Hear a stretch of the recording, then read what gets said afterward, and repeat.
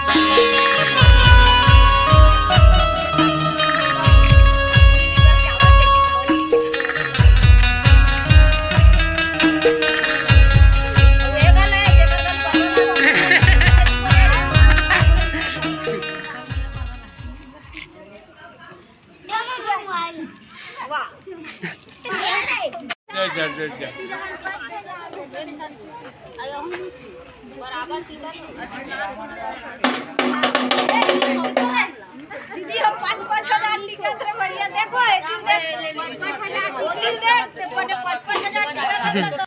ये बड़ी अच्छी बात कही आप। टिकट देखना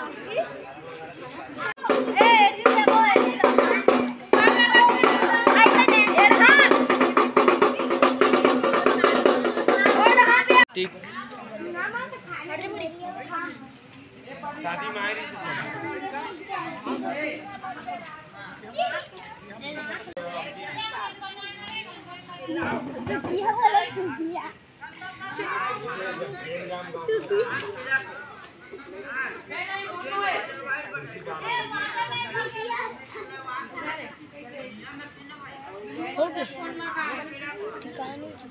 रख देना।